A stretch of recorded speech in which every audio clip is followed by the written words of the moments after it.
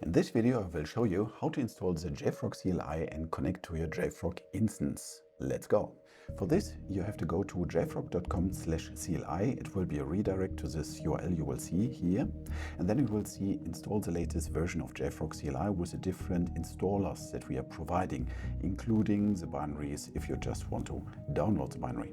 I'm using Mac OS X, so I'm using Homebrew, copying the command, going to the terminal, paste, and let it go.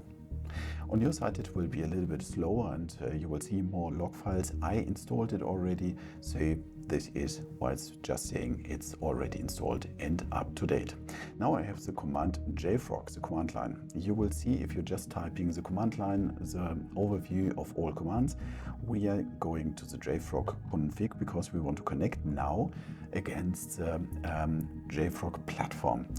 You will see here with JFrog config the submenus that are available, and we need, for example, the JFrog add command. JFrog config add. I want to choose a server I just created for this video, so I'm selecting a logical name, DevSegOps 2020-30. That's my logical name.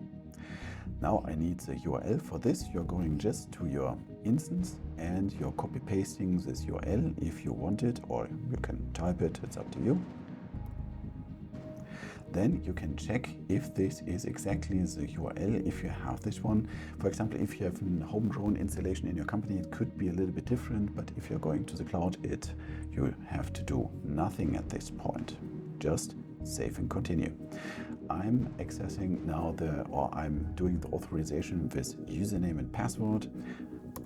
Then I'm using my username for this instance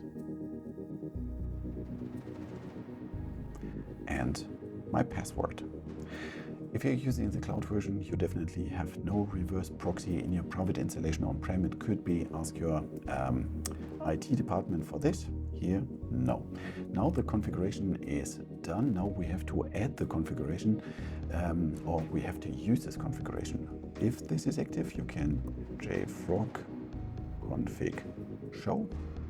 Then you see all the active or all the configurations that are available. The green one is the active one. If you want to switch to another configuration, JFrog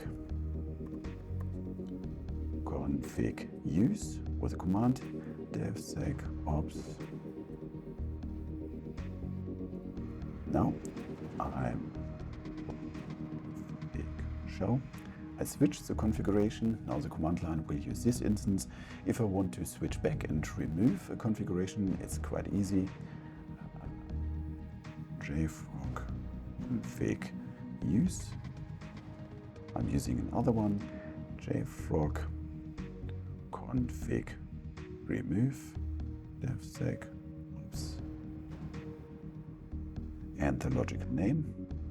Then I will be asked if I really want to delete this. Yes, in this case I want it. And let's see if this config is removed. Voila, the config is removed. Done.